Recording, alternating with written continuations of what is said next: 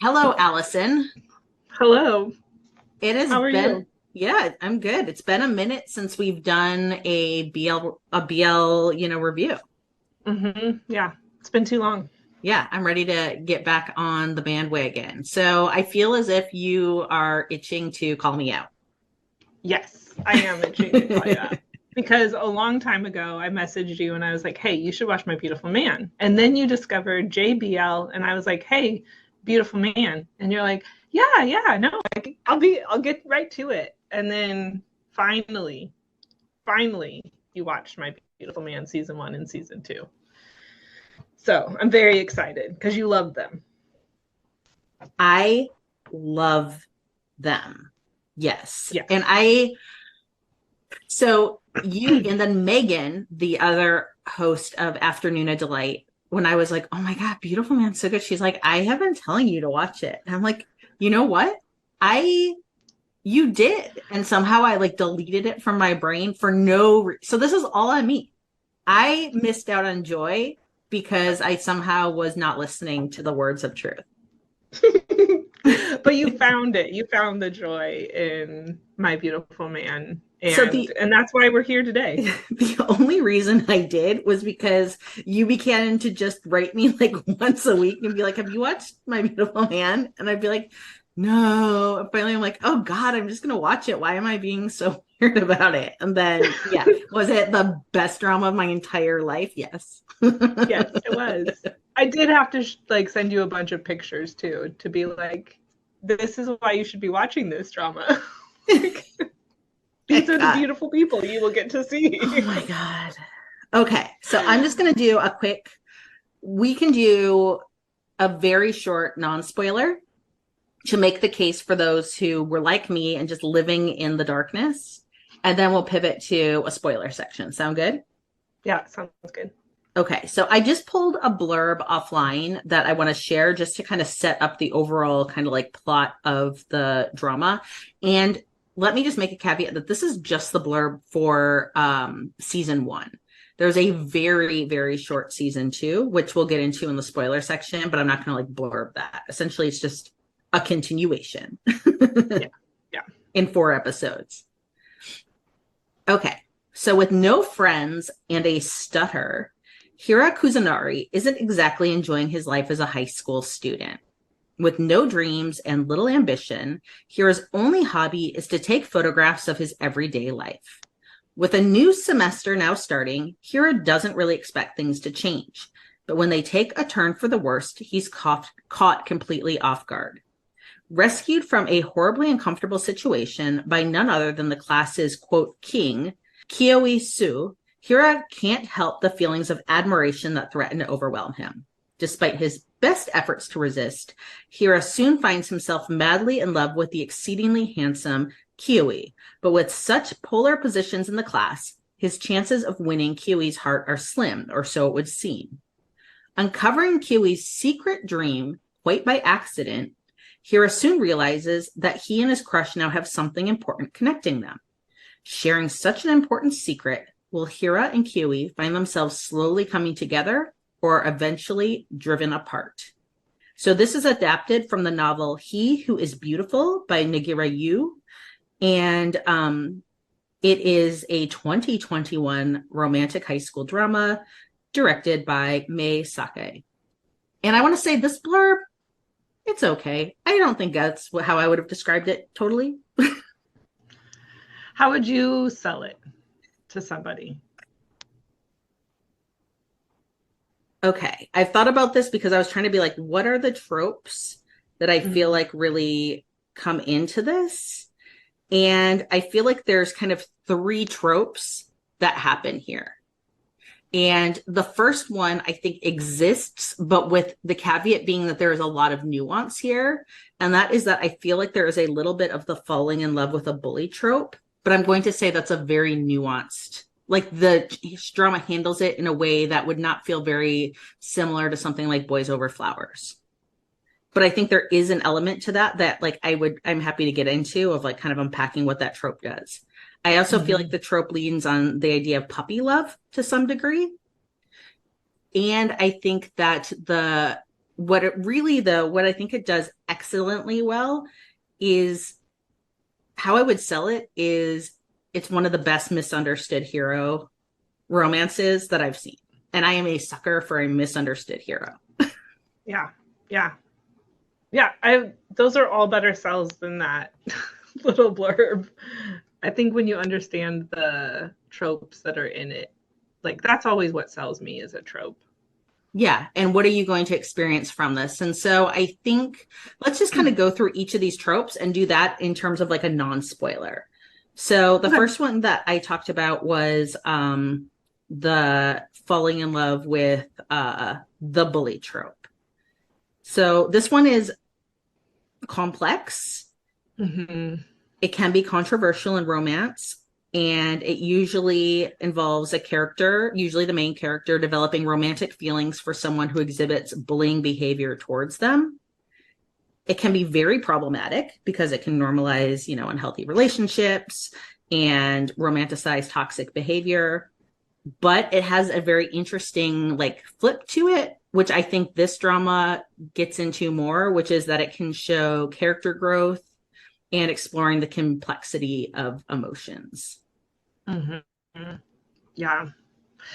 And I've seen this a number of times, Mm-hmm. and I see the bully plot line, but I also sort of then see that nuance of he actually protects him throughout the whole thing. Absolutely. And he uses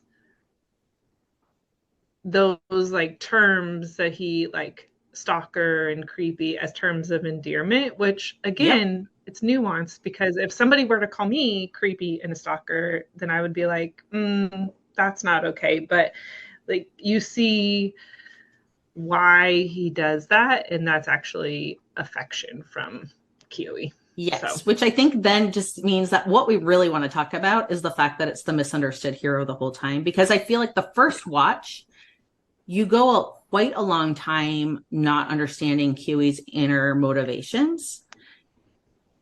I still picked up on the fact that he was basically not very heavily calling out the social dynamics of the class in terms of his friends being the cool guys. He's not standing up to them, but he's kind of working within those structures to protect Hira at all times. Yes. He gives him money so he doesn't have to spend his own money. He stops when they're going that step too far, he steps in and is no, don't do that to Hira. Or he might even be he might be go get something for us, gopher. But really what he's doing is getting him out of the situation to limit the bullying.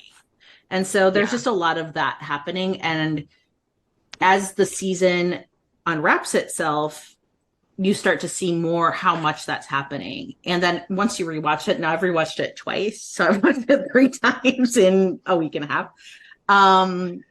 Each time it just becomes more and more apparent. Yeah. Every time he says creepy, he's saying, I freaking love you and can't handle it. Right. Yeah. So when did you, how did seeing it from, and maybe this is spoilery, we can put this on hold for later if you want to, but when you noticed or when you knew we were going to get Kiyoi's perspective and saw then from his perspective on, how did that impact you as the viewer? Great question. So let's say this. At this point, we're going to just talk about spoilers. If you need a sell, the sell to go watch this is it's a fantastic misunderstood hero. You've got another hero just in the throes of what I would consider to be, puppy love, but almost like a fated mate love. And it's high school into college dynamics, but nuanced and interesting. And I watched the entire first season in a single sitting. Because you can't stop watching it once you start. Yeah. How could anybody stop watching this? So go watch it and come back. We're going to talk about it now. What really struck me when we got to Kiyoi's perspective was, there were quite a few things that we start to see about him, like the fact he's a lonely latchkey kid, the fact that all of his kind of standoffish, aloof behaviors, nothing but like protective mechanisms. But the thing that really got me overall in that episode, there's two things, and they both involve kissing. So the first is when you see him essentially like offer his hand out like the little prince to like have Hira kiss his hand. And when we see it in Hira's point of view, he kisses his hand and Kiyoi's looking away, quite disinterested. Like you don't see Kiyoi's face, you just see the back of his head. So is it like he's like, come peasant, kiss the hand and like go about your day? Because that's kind of how Hira's taking it and okay with. When they do it in Kiyoi's point of view and you can see his face and you can see his little eyeballs like going over and like looking, and he's just kind of like can't even handle it, and you can tell he's coming out of his skin. I was dying. Yes. Yes. Because that is his like love for Hira is everything. Oh, so good. So good. And then the second one was the kiss, which in Hira's POV is like he gets it so wrong. Where essentially he's like, this is like a kiss of mercy and like a kiss of goodbye. And it is true. Like later in, we're going to talk about season 2 with season 1 because I think they do go together. It's this idea that like what Kiyoi has to like push against for Hira the whole time is like, think of me as a person, not as this like unattainable being. And so in Hira's worldview, which is incorrect, he's basically like, since I'm such the peasant pebble that can't possibly be like approached by the sun, basically all this means is that he's like giving me mercy and casting me down. And instead Huey's just taken like the biggest fucking risk of his entire life, doesn't know what to do with it, kind of runs away hoping he's going to get chased and shown that he's wanted, and like it doesn't happen. No, because Hira throws his phone in the. He doesn't throw his phone in the water. He drops but it in the water. His phone in the water, and then he can't get a hold of him. And he didn't know that, like, Kiyoi wanted him to call him. He wanted him to follow him and be like, "Let's date." But Hira, like, can't even like you said, he can't even fathom that world where, like, he could stand with Kiyoi. Yeah, like he chases Kiyoi down.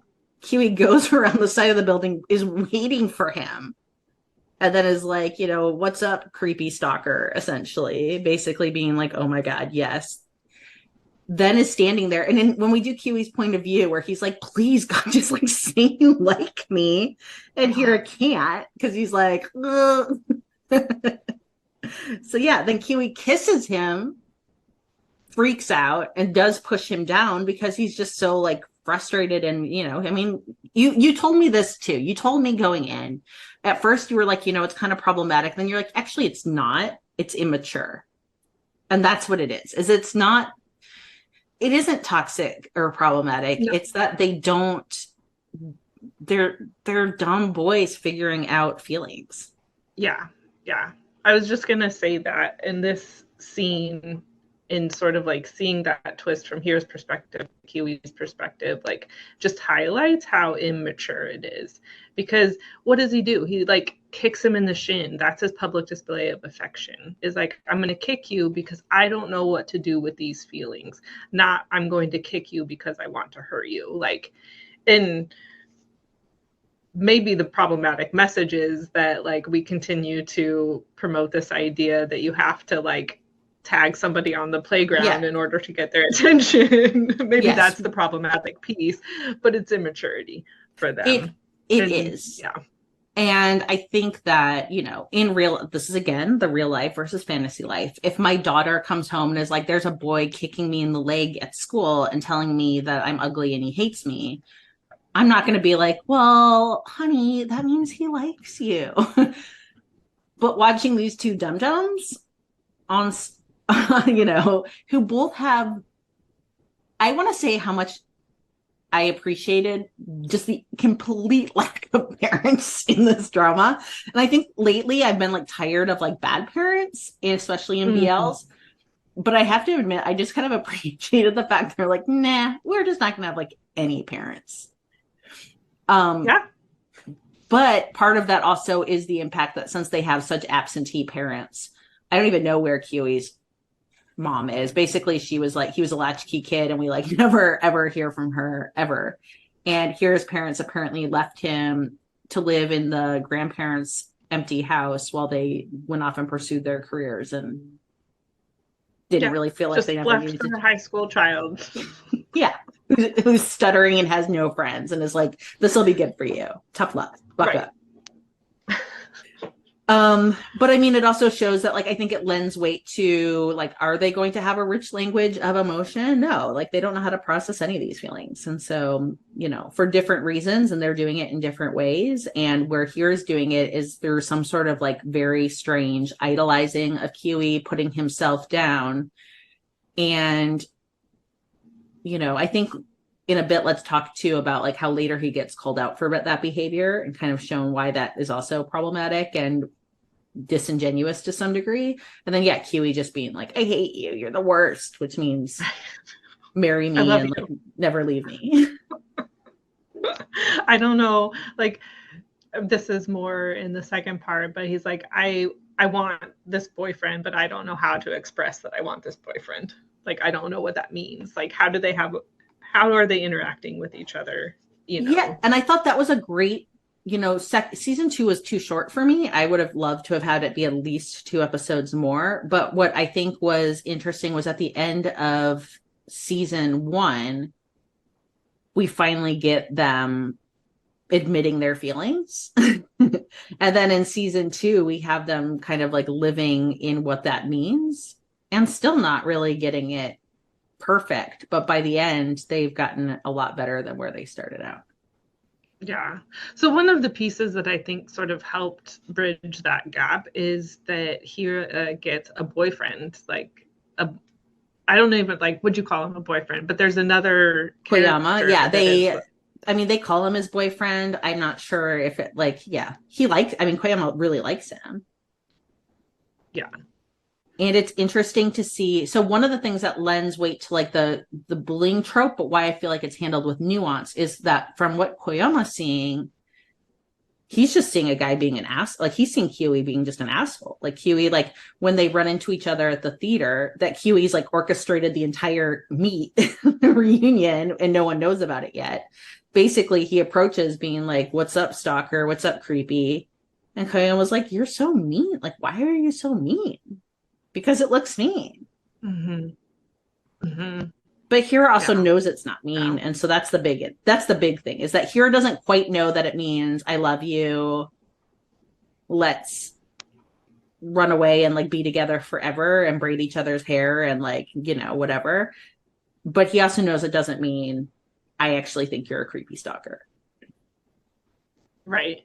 And Kiyoi is bursting out of his skin with excitement that Hira is there. Like, he cannot even contain it. He is so excited that he is there in his like theater and got to see him. So when he had to be like, "What's up, stalker?" Yeah. When he walks in and they show him like basically clutching his chest outside, like waiting to walk in. And what I loved is that when you're in Kiwi's perspective from that moment, it's still reminds, because the first time we see this from Hira's perspective, where he's sitting there and all of a sudden, like his past giant crush walks in, and it's a visually stunning scene because that actor is a beautiful. Yusei Yagi is a beautiful man. And when he's in that like page boy cap, like his little Newsies outfit, and like lifts his head slowly and the light is shining on him, he looks amazing. And then when we flip it to like Kiyoi's point of view and he's looking out and he's seeing Hira's reaction to seeing him and being like, still got it. He's like, I can still be the center of his world. There's so like a relief. These two things. Yeah. Yeah. It's a huge relief to be like, oh my God, this is like what I've been chasing. And like the fact is that like Kiwi's not chasing, like he wants to be validated by the world. He wants to be important. He wants to be a celebrity. He wants to make it in terms of like people idolizing in him and loving him. But what he really wants is to be the most important person to Hira. But he wants Hira to see him as, and this is why I feel like it is smart, is what he really wants is for Hira not to see him the same way he wants the world to see him. He wants Hira to see the whole him, all the good, all the bad, and then still love him best. Yeah. Yeah. And I'm just like living for that moment when Hira does that. Like in my head, I have a whole fanfic written for them for where their story goes. And it's that moment of Hira like being like, I've come into my power. Like, I see you for all your flaws. And now we are ready to like take on the world together, whatever that may be.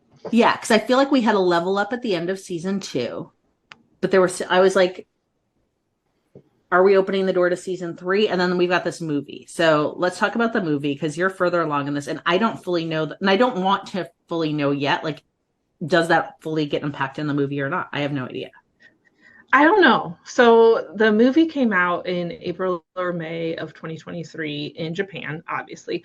I am not even joking when I tell you that I looked up flights to Japan to like at the time of this. I was like, okay, so obviously I'm going to go to Japan and I'm going to find a theater that has this subtitled and I will watch this because that's how like big my love for this show is. I didn't go to Japan to watch it. Excuse me. And then a couple weeks ago, a streaming service in Asia dropped it.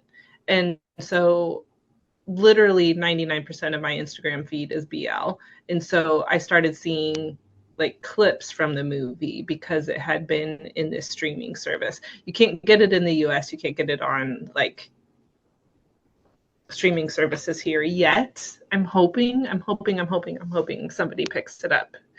So that's where that stands. We're just waiting for it to come to streaming services in the West. I mean, I keep brainstorming, how do we do this? Because I need to see it. Right. Yeah, it's a slight obsession of mine. So I feel that. If you are living somewhere that has that streaming service, I'm just going to put out here on a manifesting level that if you want to host like a Zoom party, this is not like illegal. It's not breaking copyright. I will buy this movie when it's available. But, you know, if you wanted to like just host like an online watch party,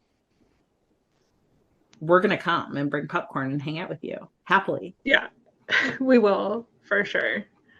So, okay, this is like a very immature question, but I want to ask it. Mm-hmm. Do you have a favorite between the two? Like, pick a fave. Hira. Really? Yeah. We talked about this a little bit, but in our like love for Yoongi and like I think that sort of my adoration for Yoongi and my love for Yoongi sort of meshes with Hira and his love for Kiyoi. And so I feel I just have a soft spot for him because I feel that adoration and I'm like, oh, okay, I see this. Yeah, and we did talk about this a little bit about how by the end of watching this, we both separately kind of came away with this idea of like watching this movie made us reflect on our own experiences as being ARMY within the BTS fandom. Yes. Yeah. Because I just think of like how I would interact with Yoongi if I ever met him in real life. And it would be a complete Hira Kiyoi situation where I would have no words. I would think the sun rises and sets on him. Like like everything. I do think that after 3 years of living together, some of that might come down where it does not for Hira. Like he continues to see Kiyoi as this like, what does he call him? A star? A god? A king. He calls him king. All of the above he does. Yeah. He uses king the most, but he does star, he does the sun, he does a god. He does it all. I think after 3 years of living with somebody, like there would be 3 years more complexity. So this is a rating issue. I think that the timing, I would like to think it was 3 months in, not 3 years. 3 years is like, okay, we really that starts to take the fun out of it. And I'm like, okay, we really do need therapy. Like 3 months, 6 months. I'm like, okay, we're still in our like growing pains. So I'm just going to pretend that that's where we are because I like that version better than trying to grapple with the fact it's been years. And he still like freaks out when he comes home and he like Kiyoi comes home and he's sleeping, and like Kiyoi is like, "Oh, how cute! My boyfriend is sleeping. I want to wake him up and have sex." And Hira like jumps out of his skin, apologizes for falling asleep, and then immediately is like, "How can I serve you?" And Kiyoi is like, "Dude, do you not understand what I'm trying to do here?" Yeah, just please, please, please, please stop. But then it's also endearing. Like, what do you think about Mr. Suspicious? So Hira has an alter ego that is known throughout the Kiyoi fandom because Kiyoi's like celebrity just continues to grow. Like he becomes like a full-fledged like, actor idol. And everywhere they go, there's like fans following them that have, chants like eternal and they toast to like Kiyoi's eternal happiness. And they begin to know that there's this dude that's always there with sunglasses on and a hat and a fan with like, love messages that he hides behind the fan. And they call him Mr. Suspicious. And he's just there just loving on Kiyoi. And it's Hira showing up to all the events as like the ultimate fanboy. So cute. So cute. So that I like that. It was weird and I liked it and I found it cute and endearing. And I was like, Kiyoi really loves you to put up with this wild behavior at home. Right. He acted like Dobby from Harry Potter. Yes. And I just like, it doesn't mesh with, because in season 1, we get this like montage of when they first become friends. And Hira is like taking photographs with him and showing him how to be a photographer. And we see them like interacting as friends. But then there's just this like continued like obsessive, like fanatic love for Kiyoi. And it's like, but you just spent an afternoon teaching him photography. Like, lower the, And there were a couple of like nice. So one thing that the drama does that's interesting, and they only do it a little bit. I mean, this is a very short drama, but I thought it was a smart choice. Is we see that Kiyoi's always being loved. Like there's always a cluster of female admirers kind of like in his orbit, either at the school or like within like the world once he's a celebrity. But never like never like a true threat relationship. Hira gets one for sure in season 1, and then in season 2 gets kind of like the proposition against the bathroom door by the girl who like is basically like, take me home, and then like hides her phone number in his pocket, and like Kiyoi sees it and is like, ah. So I did appreciate that sometimes when we're in Kiyoi's POV that we have to just accept that he's an unreliable narrator to some degree. Like we're getting his very distorted view of the world because he's clearly like a cute, arty weirdo, and people like those. Yeah. So I think sometimes when it's like, what is Kiyoi seeing in this? It's like, remember that a lot of the storytelling is in here, like Hira's mental POV, which is a hot mess. And that doesn't mean his inside thoughts are always matching like his outside presentation. Yeah. I thought that was so smart to give Hira those like people crushing on him in the drama, and to like, so that we get to see him as somebody other than somebody who has an obsession over Kiyoi. I liked Koyama so much that I wanted him to get a spinoff because I thought he was like a very good second male lead. So Koyama's character he's essentially in the photography club at university with Hira. He sees that Hira's talented and quirky, and actually has a lovely moment when Hira goes to like introduce himself to the club and his stutter comes back. And Koyama puts his hand on his back and is basically like calms him. And then it's like, my brother had this, like, it's okay. And Hira can like advance. And so there's like this nice thing of like, he only, it's very rare he's ever like being shown doing anything problematic. The only time he does anything kind of bad is when he kind of realizes, oh my God, Hira's totally in love with Kiyoi, never gonna love me. And basically like throws himself into Hira's arms, basically being like, no, love me instead. Just so we could get the moment of Kiyoi walking in and being like, what's happening?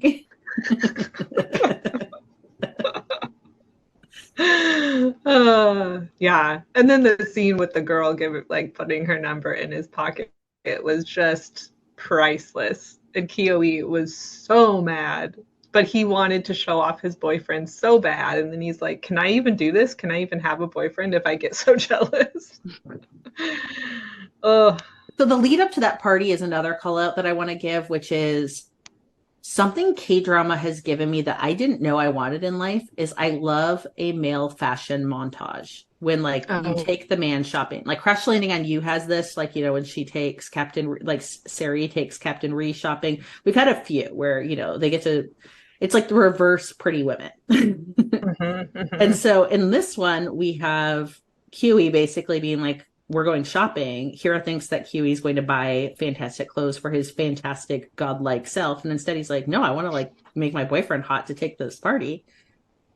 And he's putting Hira in all sorts of wild costumes. Like some are great, some are ridiculous. And it's so fun. And I felt like that was a real time that I could just see like Huey is like totally hot for you and just loves dressing you up. Yeah. Yeah.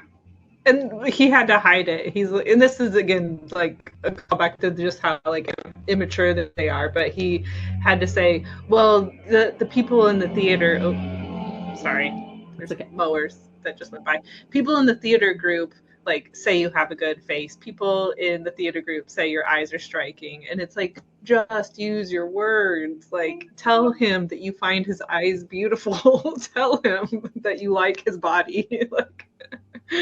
Why is this hard? When you watch this, I feel like you just end up becoming like you being both of us and like anyone pretty much who watches it. It's like being like Sebastian from The Little Mermaid, where you're like singing like go on and kiss the girl like in the lagoon. That's basically how the audience ends up reacting in this. Right. Yes. And I think it's because they chose to make the relationship immature that I was way more forgiving about the fact that they don't use their words. I'm like, they are 17-year-old children who, like you said earlier, had no emotional guideline for intelligence and how to communicate. And this is the consequence of that. So I was way more forgiving when they don't communicate with each other. Yeah, and I don't feel like the whole drama centers around the idea of like one of my least favorite things, which is like the big misunderstanding. I hate when a drama does this. And so just I'm going to give like a side wag of the finger to Wedding Plan for that, which we can cover at a different time. But I feel like that leans in too much on the idea of this big misunderstanding. Like, could you settle this whole conflict with a conversation? If you can, there needs to be a better conflict. In this case, it was not one big miscommunication. It was the fact that they don't have the ability yet, like you said, to use their words and communicate like you would imagine a more mature lover would who's had experience. Like it's a coming of age story, and so they're still in that space. Yeah. And I think one of my favorite lines I think it's the 4th episode, because season 2 is 4 episodes, and like Kiyoi and Hira are coming back from their class reunion, and Kiyoi looks at Hira, and he's like, he's always going to be the same. So if I want to move forward, I have to change. And then he communicates with him. Then he's like, I need you to like see me. And he had said that the night before too, of like, I want you to look me in the eye. Like I want us to stand face to face and be with each other in this relationship. And so he's just like, okay, so this is how I grow now. This is how I like challenge us to like move past this stage of our relationship. And I just, for that episode 4 alone, this will always be my favorite JBL. So good. And there's something that starts off season 2, and I feel like it's very lightly handled, which is fine. But essentially the season 2 opens with a conversation about something we don't see much from Hira, which is apparently Hira just went to Pound Town the night before and is like giving some apologies. So he wakes up basically being like, I'm sorry, I was too persistent. I was too this. And you see Kiyoi like is like embarrassed and like covering his face with his hands, like, oh my God. And so at this point here is already kind of like backtracking, but you get a sense that like there's times that we're not always seeing as the audience too, where Hira certainly can like step out of his subservient role because when it comes to like certain aspects, he is much more dominant. He just has to like get that desperate to get there because we also see that at the end of season 2 or 1 when he's the one that's getting Kiyoi like up on the desk and in the classroom. Yes. Yeah. Where he gets so overwhelmed with his emotions that he is like, where Kiyoi kicks him in the shin. When he gets overwhelmed with him emotions, Hira is like, okay, now we're doing it. Yeah. So basically, yes, when Hira is, yeah, when Hira's physical needs intersect with his overwhelming love emotion, that's when he can like override the voices in his head and take control. And so that's another reason why I think Kiyoi sticks around basically is because clearly he's getting needs met. Yes. Yeah. And I just like, this is such a little thing, but they carried it from season 1 to season 2. And it's one of my favorite like pieces of this drama is that in one of the scenes in season 1, they're like having a water fight in the summer because they're like, you know, got punished and had to do something at the school. And so they go back to Hira's house and Hira gives them a blue hoodie and Kiyoi wears that hoodie for the rest of season 1 and the rest of season 2. Like he wears his boyfriend hoodie. And I just think that's the cutest thing in the entire world. Okay, so yeah, why don't you pick either the favorite or a favorite? Because sometimes it's hard to just have be like the pinnacle. Like, what is your favorite moment in this, or like a favorite thing in this? My favorite. That's tough. Well, you're thinking I can answer too because I have mine. Okay, yeah, you go, and then I'll see. Okay. So for me, I think what makes it. This isn't even like. This is just me being a slight pervert, but also it just like hits me in my core, which is it's got the best finger in the mouth scene I have ever seen. I mean, like I've seen good ones at this point. Like it is a thing I like. I like when a finger goes in the mouth. I think it's hot. I didn't think a finger in the mouth scene would get better than The Handmaiden, the Korean movie. I felt like that was a 10 out of 10 finger in the mouth. I really thought it set the standard. It still is. I mean, like it's a fantastic one. This one is better. So good. So good. It's just perfection. Yeah. Yeah. I think for me, I have 2.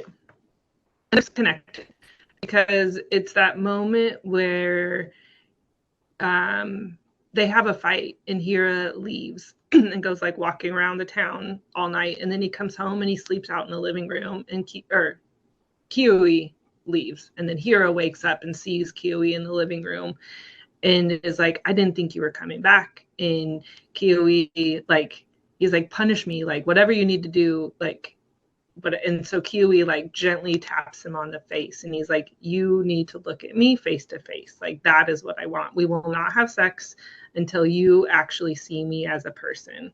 And that scene combined with the one after the reunion where Kiyoi is like, he's just not ready yet. So this is like, I need to meet him where he's at. And those 2 are my favorite. I watch those an obscene amount of times.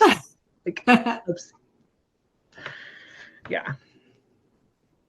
Yeah, I love both of those. I mean, I love so much of it. And then one that I don't know if it's my favorite, I just want to call it out because we talked about it really quickly, but the idea that Hira always kept the change from when Kiyoi gave him money to go run errands. And then later when Kiyoi sees it and like gets told what it is and how touched he is by it. It's like the most romantic thing he's ever seen. Even though he's cute. Like, okay, whatever. Yeah. Because even in like the last scene of the show, or one of the last, that is the last scene, but like Kiyoi, they're having a conversation about like job searching and stuff like that. And Kiyoi, like, it's like, I can take care of us. Like, it's okay. I'm making enough money now. But then he sees Hira and what Hira wants to do from him. And he's like, okay, then you work like a workhorse and you take care of me if that's what you want to do. And he like rubs his back. And like, it's just like they see each other in that moment. And I need Hira to see who he is so badly. And I hope it comes in the movie, which is called Beautiful Man Eternal. Yes. So I hope so. Because I mean, look, Hira's love language that he's going to express himself, he's an acts of service. He is acts of service. I mean, of course, there's the physical component, but the love he has to like make him dinner every night. Like he loves to do it. Mm-hmm. Oh, yes, I forgot ginger ale. I have to go get ginger ale for you. Oh my God, yes.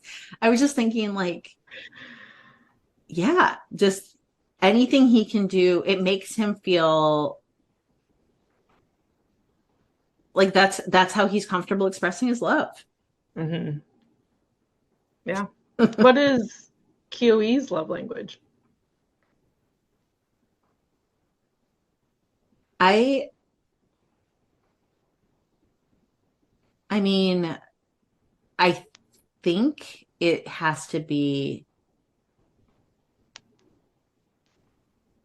probably words of affirmation. Mm-hmm. Because I mean, look, he enjoys the romantic grand gestures. He's not showing his romance. He is not giving. He is not contributing. His love language is not acts of service. That's not how he shows his love. Right. So I'm trying to think of like, what is he doing to like where is he showing it? Because he is such a tsundere character. I do think it is the words of affirmation. They're just in like weird ways, like saying creepy, mm-hmm. but Hira knows mm-hmm. creepy is affectionate. Mm-hmm. Mm-hmm. Yeah.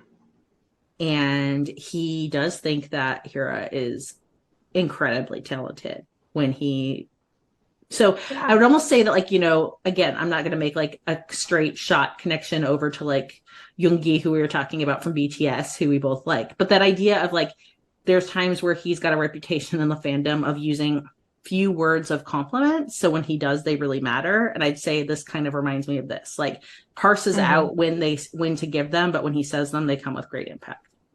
Mm-hmm. Yeah. I love this drama so much. I love this drama so much. I mean, I feel like now I'm going to rewatch season 2 today. Yeah. And you can, because it's 4 20-minute episodes. So yeah, like you just knock it off in an hour, basically. So, mm-hmm. Okay, well, let's get together. Next time, I do want to talk about April in Tokyo Is.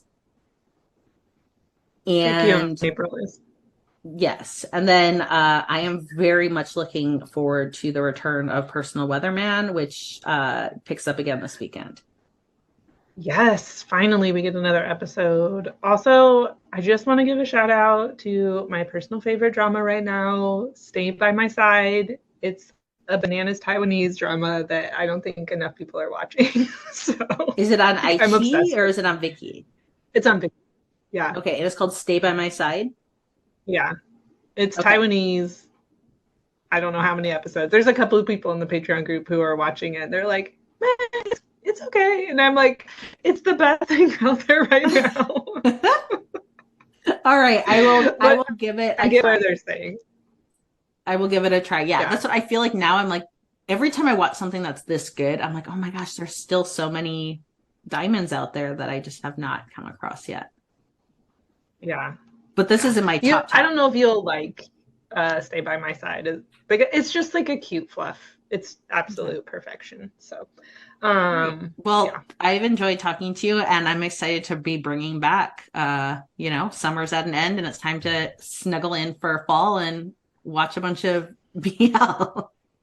Yeah, I'm ready for it. Let's do it. All right. Well, annyeong. Annyeong. 감사합니다.